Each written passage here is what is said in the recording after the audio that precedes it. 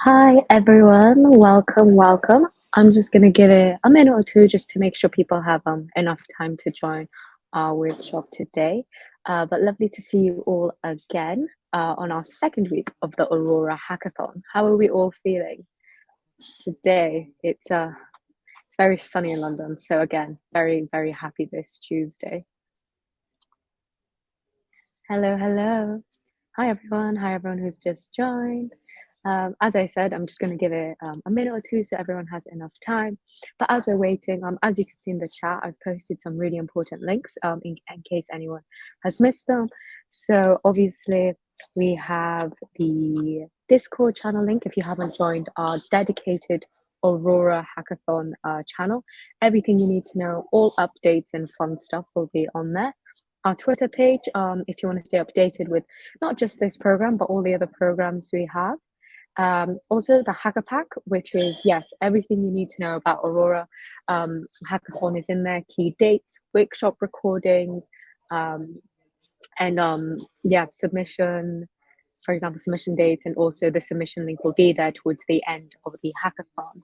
And last but not least, the technical questions channel. Please do use this channel. We have an incredible team ready to help you guys. So if you do find yourself struggling on some challenges, please do ping a message. But yes, happy to see you all again. Awesome. Well, I won't waste too much time now. So yeah. Hi everyone, welcome to the second week of the Aurora Hackathon. Super happy to be here. Really excited for today's session, which is Solidity Deep Dive, crafting complex smart contracts in Aurora. And again, super grateful that we're joined again with Boris to lead today's workshop. So without further ado, yeah, Boris, go ahead. Hey, hello, Johanna. Thank you. Well, hello, everyone. For those who doesn't know me, I'm Boris Polania. I'm a dev rel here at Aurora, and let's talk a little about um, more complex Solidity approaches to.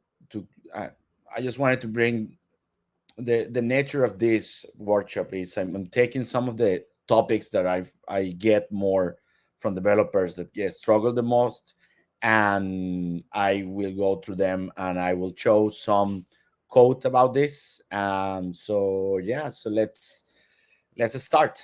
So the first thing I'm going to talk about is the upgradable controls, right? So let's talk about a little about upgradability here. Let me try to share the screen here. Share screen. Just loading. Yes, we can hear. Oh, okay.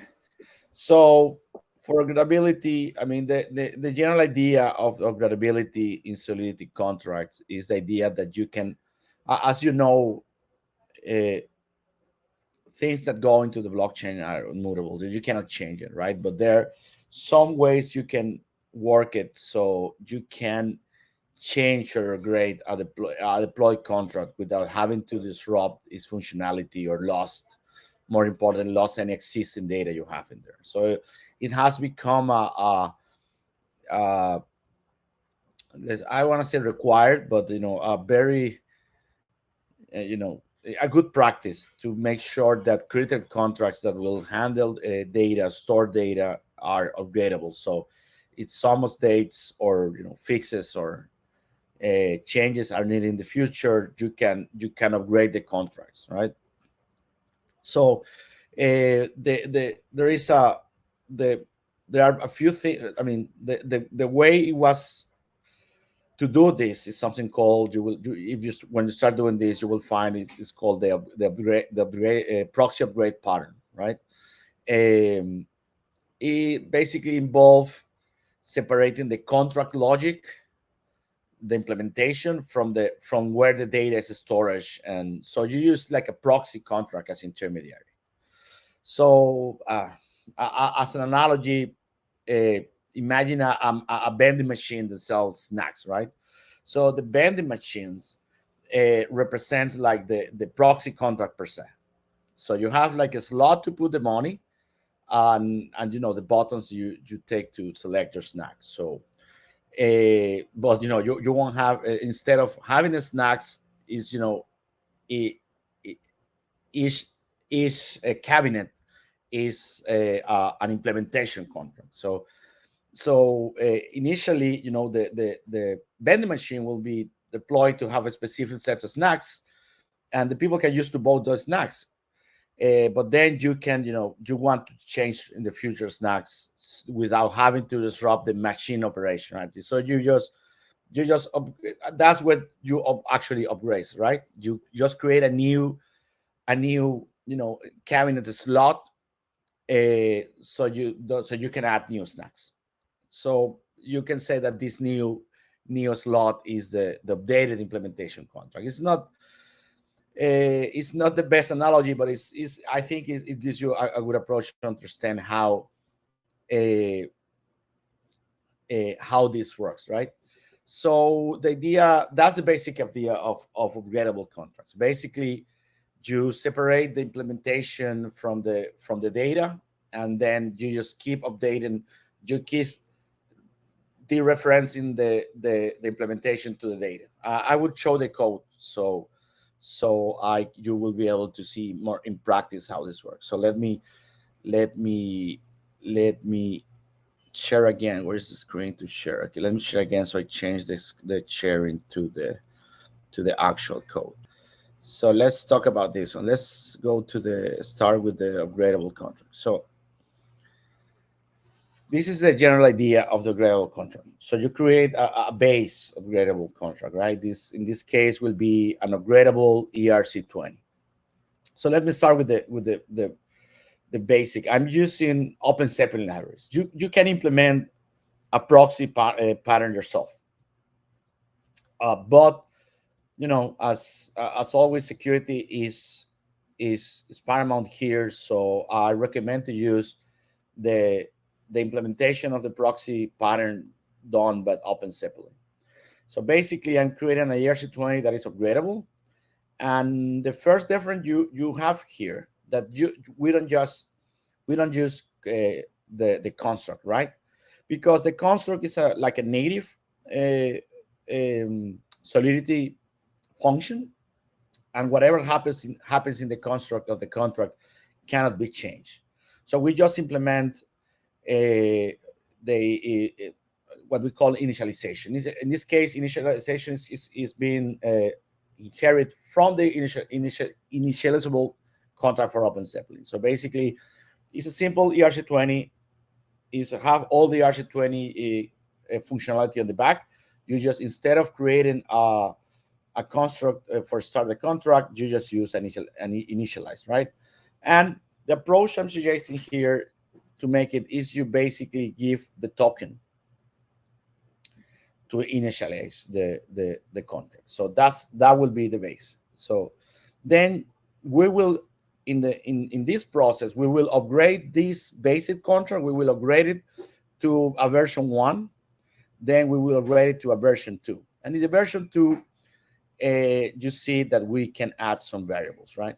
In the grading process, there is a limited amount of things that you can do. You cannot do anything. You cannot change anything that is in the construct of the contract. You cannot add, like for example, if you cannot add variables. If I do this in the graded contract, this variable wouldn't already. You have to put it after the existing variables. There's some limitation of that kind of grade, but basically, as long as you keep adding variables and data after the existing one, you should be able to add these new variables, right? A new function. So this is what we want to do. So we will create a gradable contract, and we will upgrade it to different versions. So for this, I just created there is in terms of the contract, there is not much to it. You will see how this works more on the test cases, right? So in the test cases, what I'm doing here is I'm first deploying a mock ERC20 that is an upgradable ERC20, and then what I do here, I'm using the eaters, the hard hat eaters upgrading libraries. You have to use this. Is not you won't use the traditional deploy, because you won't be, I mean, you won't be redeploying a contract, right? You will deploying a, what you will be doing is you will be deploying the proxy and then keep attaching the upgrades to the proxy. So you will see it here. So first, we normally get the contract factory to give you an instance of the mock ERC20. You deploy the way you deploy this, you tell him I'm deploying a proxy. So the parameters of this deploy is, this is the contract you're deploying. This here is an array with the parameters of the initialization, right?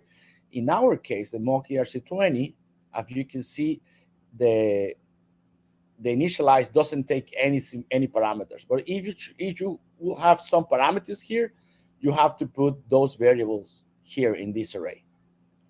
And then you have to tell them which is the initializer. The Open Zeppelin standard, they use initialize as a name of the function for initialization, but it doesn't have to be. So the initializer could be called anything here. But whatever name you put here, you have to set it here. So the initializer is called initialize, so that have to match. Then you wait, similar to the normal, you wait that is deployed, and then you will get the address. I forgot to say at this at the beginning. I assuming this, as the name of the workshop says, I assuming this is no, people has an understanding of the basic functionality of smart contracts and Solidity. So I'm not staying. I assuming you are familiar, acquainted with testing and Solidity and stuff like that. So, but if you have any questions, just let me know. Then, after we deploy the main contract, we will upgrade that contract, right? So I will create the first version, so I get the upgradable contract, and then I will deploy the same. I will deploy I will deploy the proxy, and then here I will deploy. I'm deploying the two proxies.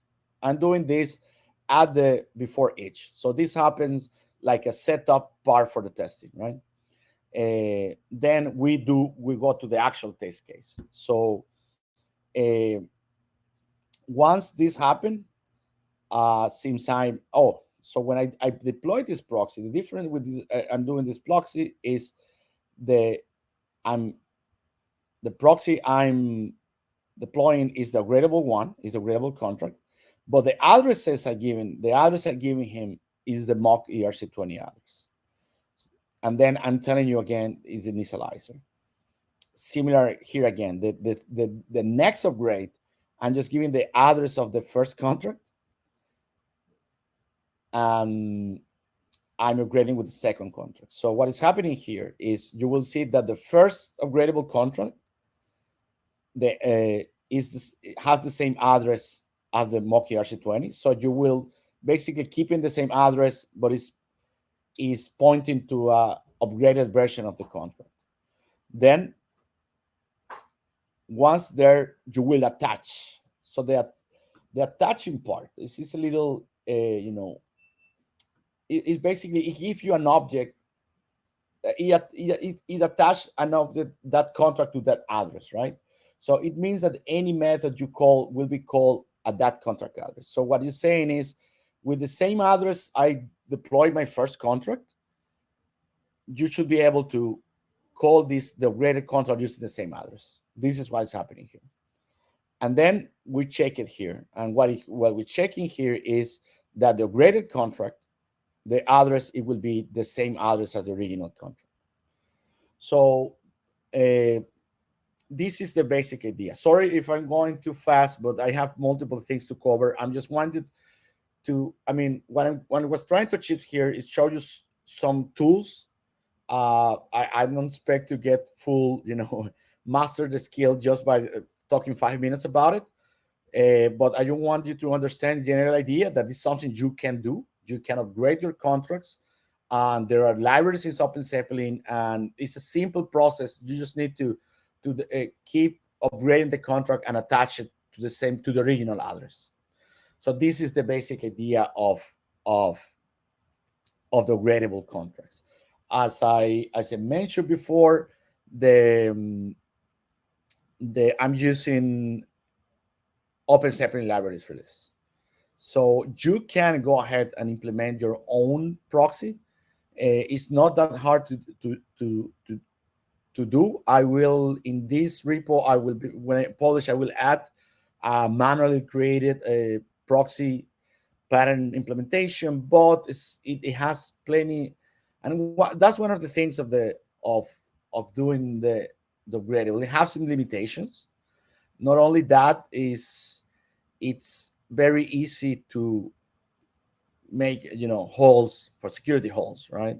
So I definitely, it's if you're going to do this outside OpenZeppelin, you have to do carefully plan and have all the considerations for the contract architecture and the whole thing, right? So make sure that if you decide to go on your own on the upgradable contracts, understand the implication in terms of security. So that's from the upgradable contracts. I will move to encoding. Encoding is another tool that you can use. The idea here is that you can use raw data instead of using the existing types in Solidity, right? You want to to send data of any type, put it in codes, in hexadecimal, and send it. Whatever you need to send to another. Usually here we're talking about contracts, right? So that's the main idea. So for this, I created something called. If you're familiar with contract factories is a contract that lets you create other contracts, right? Usually, the contract factory are set to a specific kind of contract. For example, I create a contract factory for ERC20.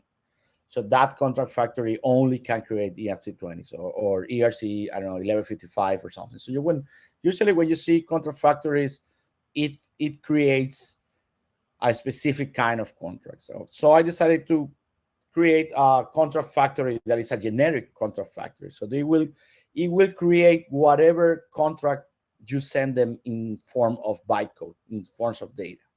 So this is what it does. So the contract factory first stores all the contracts addresses that it deploys.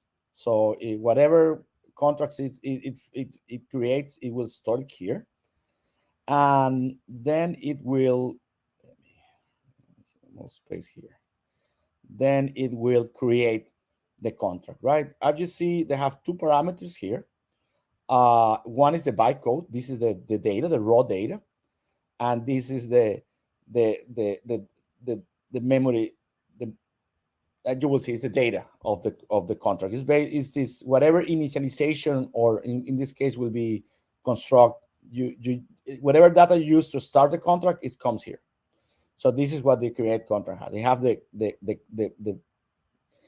code of the contract, and then the data you're required to to deploy the contract. So the first line here, I will talk about this later, is called assembly. It basically is coding, is using assembly language to create to send EVM commands, right? So here is deploying a contract, and it's basically adding the bytecode. It's adding the 020 at the beginning to the bytecode. Then it's loading the bytecode. So basically, this is the line that deploys. This is using assembly language.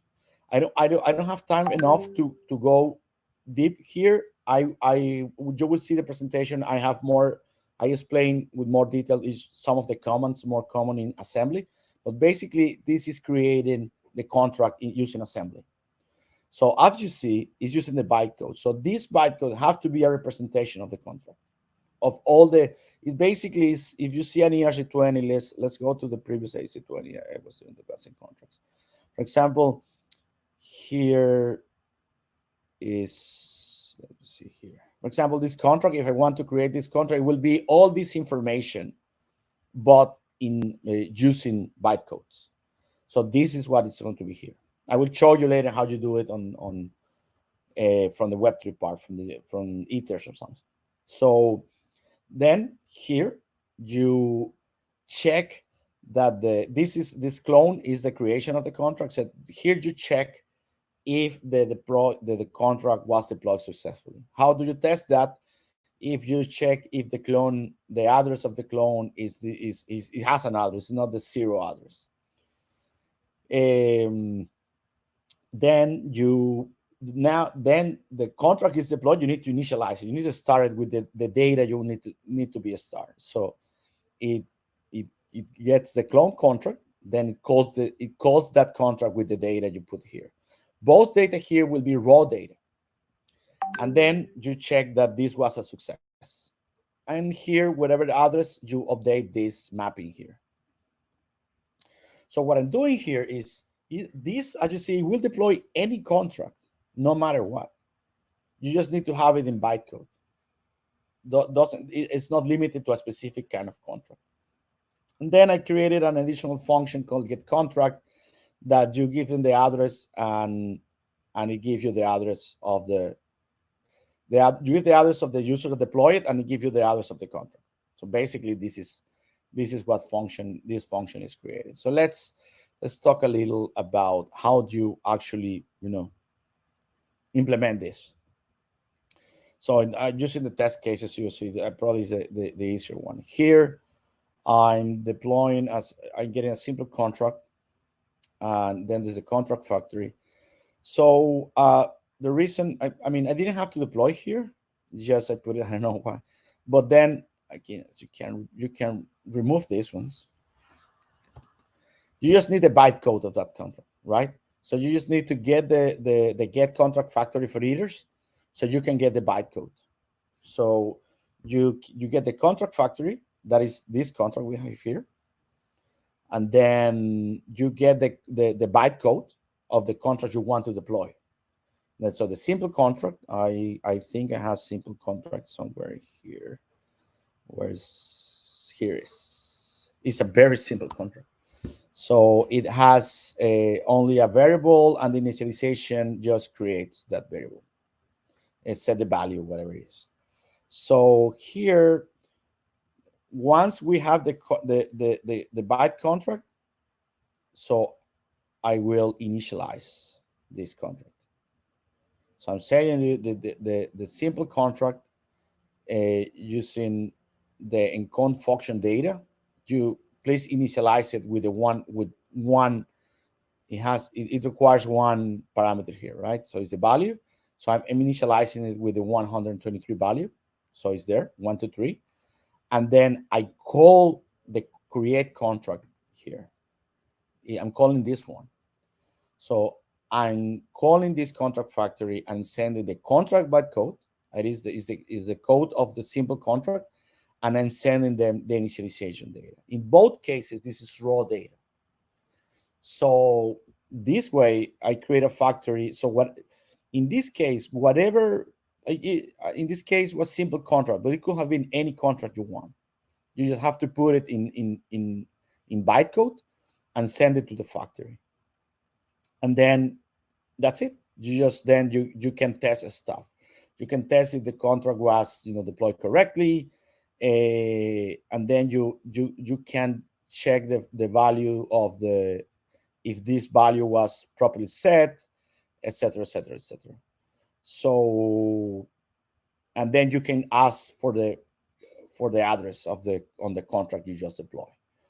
So this is the basic idea. So the main concept here is that you can access a lower level that is basically bytecode, and you can do stuff with that. In this case, I just created a contract that received the bytecode to deploy another contract.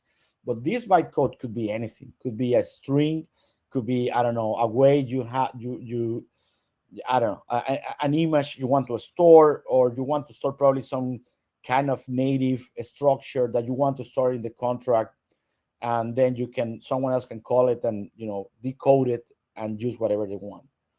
And I don't know, some kind of hash tables. You put it in code, you store it in the contract, and then someone can actually pull the bytecode of that hash table and use it for something else.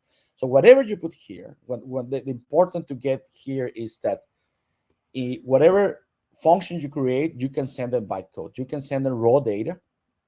You will need to get a little more acquainted with assembly, because manipulation of this, of raw data, it cannot be done using normal traditional Solidity functions or commands.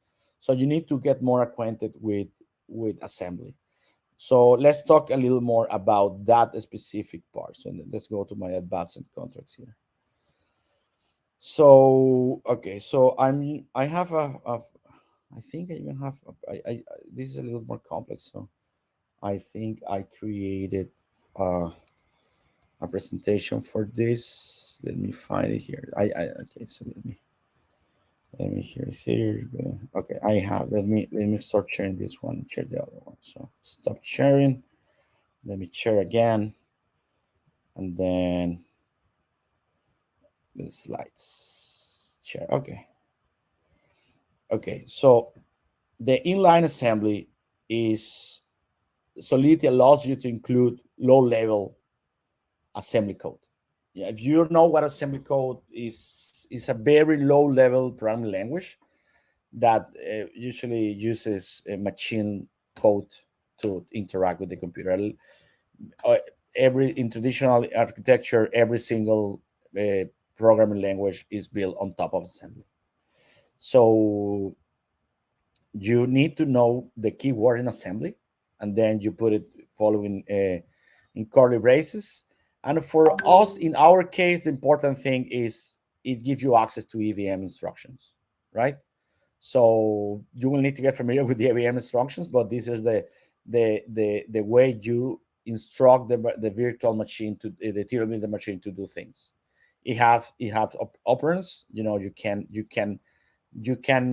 let's say, create variables and operate among them. So you have data types, and since it's very low level, it gives you access to the variables that are stored in the virtual machine, right? So it's very good. If you really need to do gas optimization, you can really go to the low level and do exactly what you need to do, because some of the Solidity functions are abstractions that probably do something that you don't necessarily need. So in this case, you create your own function so you can actually uh, um, be very efficient using gas. It allows you to do some error handling. I think that probably the biggest challenge beyond learning a little assembly is that it gives you some margin for error in security. So you have to be aware of that. So here I have some example of EVM instructions, right? So you can addition, subtraction, multiplication, division, module, etc. You can do logical operation on or, etc. You can do comparison operation like lower than, greater than, equal, etc. You can do control flow operations. You can jump, storm, return, revert. You can do memory store operations. You can do stacks. You know, you can push, pull, pop, swaps, everything in stack. You can do storage operations, and you can do environmental information. So this is not exhaustive list, but you can read the Ethereum yellow paper to see what EVM instructions you have, and whatever these EVM instructions you have, you can call them from the the inline assembly. So you can use assembly to call these operations, right? So let's go back to the code. So here on time, I'm running out of time, but I try to. And so the Windows, 1 second. That's okay. Okay, so here I'm just And in this example of useAssembly, I create a function called useAssembly that has two, unsigned integers, 256, and I'm creating the variables with those values, and then I'm using multiplication to the multiplication. This is the assembly part. I'm creating a loop, a standard loop, and then this is the assembly part, right? That actually use multiplication. So what this function actually do, it gives you the power, right? So it's a to the power of b, so it will be x to the power of y. So it's doing a multiplication in a loop of b times. So these are the assembly. So this shows you that you can, once you understand which assembly commands or instructions you can use, you can just run in. You just need to put it inside the assembly brackets. You just put assembly, you put your brackets, and whatever happens inside is assembly code. As you see, assigning variables in assembly is different. It's just like column equal, etc., etc., etc. So, but this is a very powerful tool if what you want to do, you feel limited, but what the Solidity can give you is very good for gas optimization. If you're doing a lot of stuff and your gas is killing you, you can probably try to migrate some of this or your functionality and try to do an assembly, so you don't add to your contract things that you don't actually need, right? So this is the same idea I use in the contract factories. Here I just created the assembly line. So this create is one of the EVM instructions that are there. So create is an instruction, add and load. That's here. So create basically is deploying. It's called deploying, but what actually happens in the virtual machine is it creates assigns a space of memory to a contract. So basically that is happening, right? So this is the assembly code that allows you to do this. So this is, I think, enough for the encoding part of this. So let's see the rest of the advanced contract here. So let's start modifiers. Modifiers is basically a modifier is a, a configuration, let's say, that you can add to any function that they have to run before being able to execute the function. So the more common is only owner, the most popular at the beginning. Now OpenZeppelin already abstracted this for you, but let's see how it works. So I create a modifier here. Is you just use the modifier keyword called only owner. So it says that you should require that the message sender, and this message sender is of the function that the modifier is being applied. So I'm saying is, since the only owner is being applied to my function, I'm saying here is the sender of the my function call function have to be the owner of the contract. So what is happening here is wherever is calling my function, it will run whatever requires happening or code happens in the modifier. And if the require fails, it won't let you execute and it will do whatever error you have here, right? Whatever. So this could be anything. You could put here any code, and whatever you code you put here, it will run it before it executes in my function.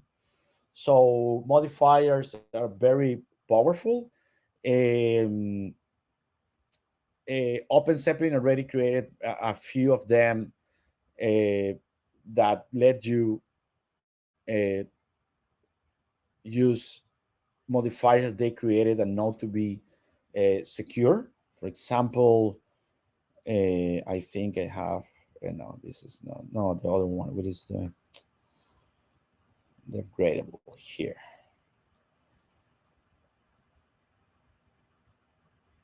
So this initializer is a modifier that opens up, and is a modifier that was defined in this contract. So basically, this initializer is a modifier that tells the contract that the initialized function is the initializer of this contract, right? So it can be very versatile, and I still recommend for the basic ones that the owners, ownership and upgradables and stuff, use the only owner, or use the open Zeppelin. But if you need to get a good sign that you need to use one is that you get many functions or multiple functions that need to run the same require, right? For example, I require that this function, I don't know, whatever, is in a specific block or time or whatever. So you put it there in the modifier, and then you apply that modifier to all the functions you need to use. So that would be like a good sign that, oh, I probably need a modifier here.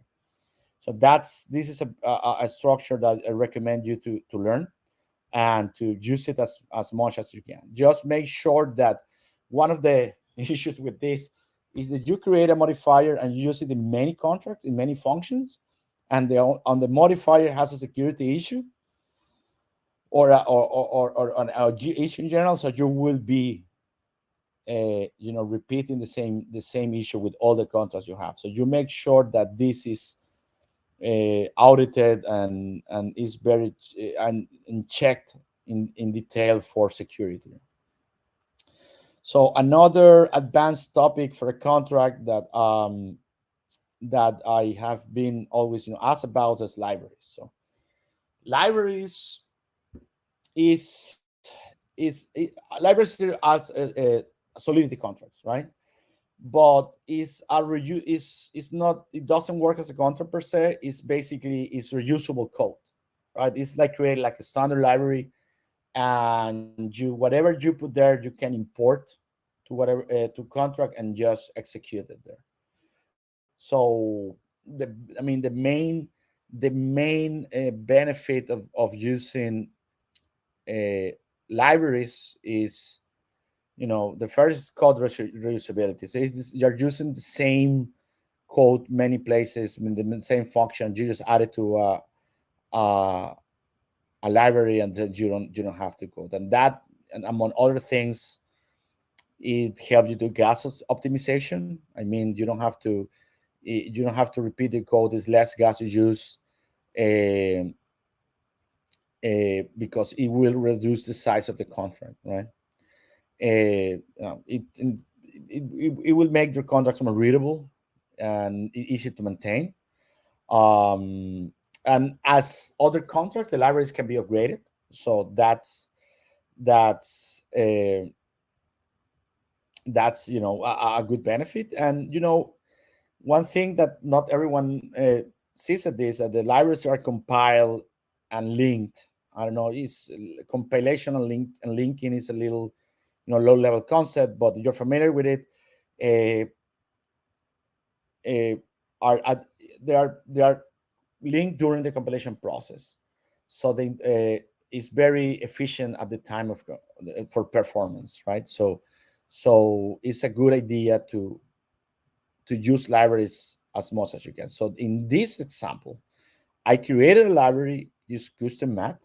You don't need this one, because there are many libraries better than this one to do basic arithmetic things. But I created for this example. So this, I just see here, there is a libraries. I created custom math. So this is a library. I just see it doesn't create a contract. It just says library.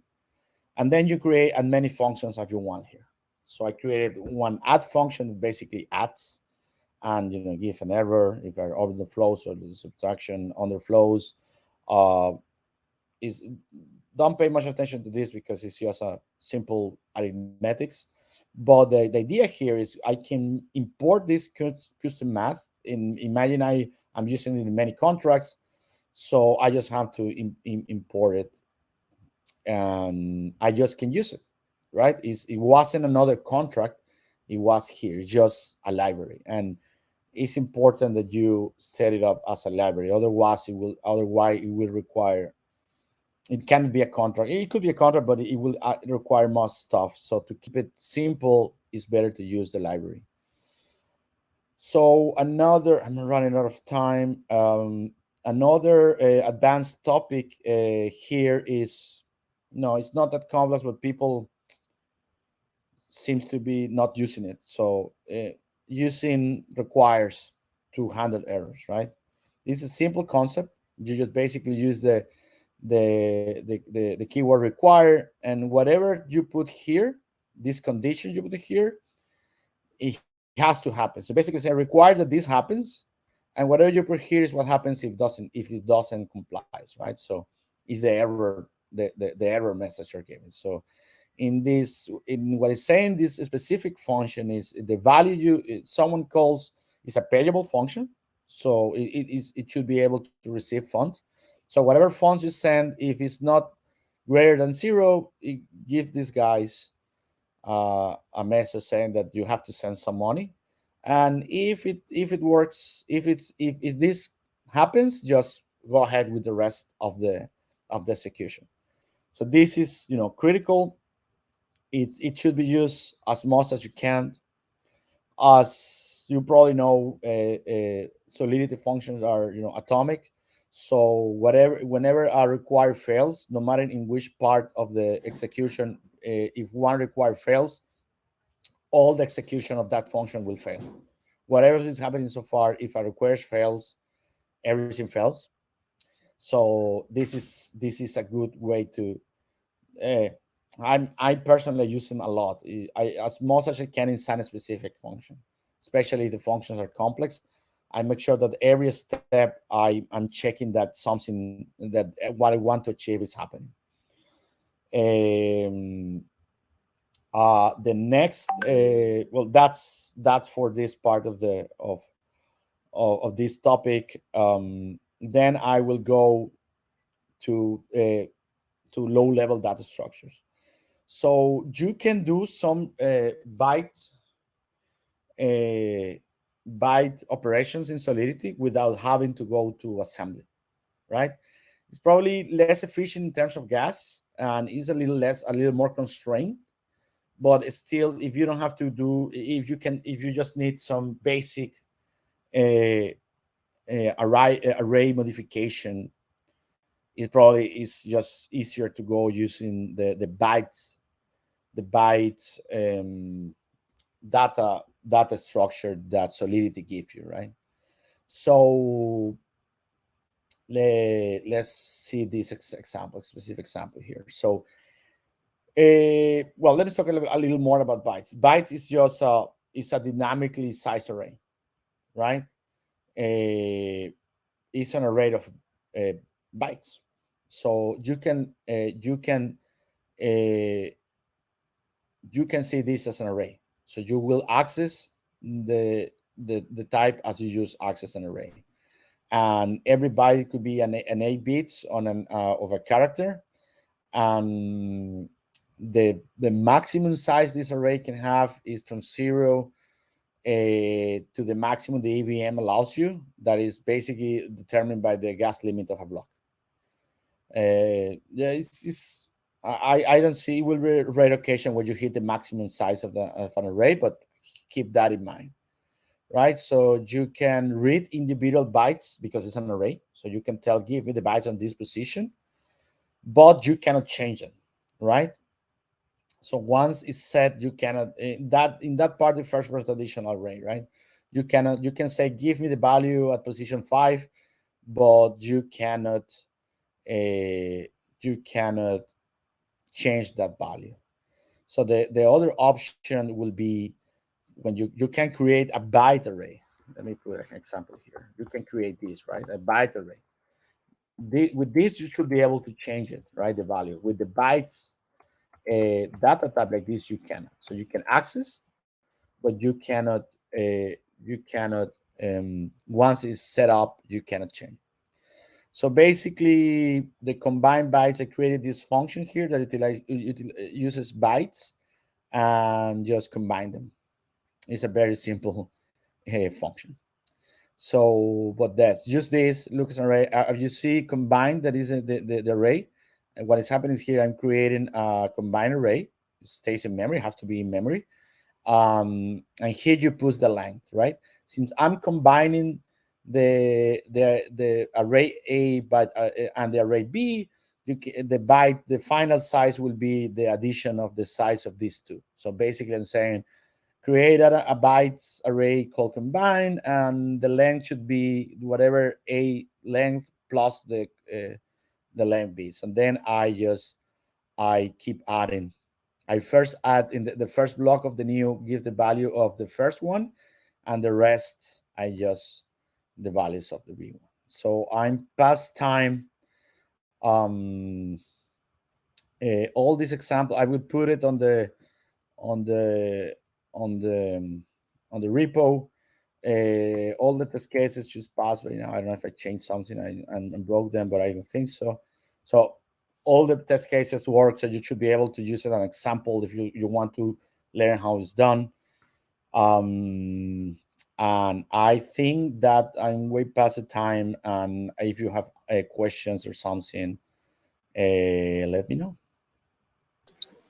No worries. Thanks so much, Boris, for that workshop. As you said, lots to take in, and I'm sure, yeah, people will have so much to learn these next couple of days. But yeah, as Boris said, please do write down any questions you have. It's a really great opportunity to speak to our speakers live. So if anyone does have any questions, please do write it in the chat. I haven't actually deployed the repo, but so I will polish. Let me keep it. Encode Hackathon.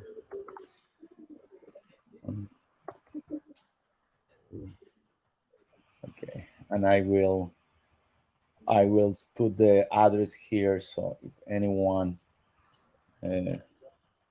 want to see the repo, is there. This will be also recorded, right? So it will be available for the recordings. Yes, any kind of resources added on will be updated in the Hacker Pack. So it should be very close to kind of the recording section. Okay, so let me put the link here. So I just published this. It doesn't have a README file yet, but I will fix that. So this is here. Yeah. So I know this is a lot of, as you said, a lot of the con. It's the general idea was to give some guidance of what kind of advanced structures and strategy you can take. So, but feel free to ping us, read the repo. I see we probably will have some office hours, and yeah, I hope it's helpful for the devs working on the hackathon. Amazing. Yes. Yeah. So much to learn from this workshop. Thank you so much, Boris. As you said, always a struggle to kind of fit everything into such a short space of time. But no, really great presentation. But again, everyone in the audience, thank you so much for coming to this workshop. As Boris said, do write down in the technical questions channel. I've put the link above. If you do have a question kind of outside this workshop, feel free to ping some sort of question, and we'll be sure to tag the Aurora team there. But without further ado, I'll let everyone kind of get on with their mornings, afternoons, or evenings, wherever you guys are in the world. But yes, amazing. So thank you everyone for this workshop, and thank you to the Aurora team and Boris.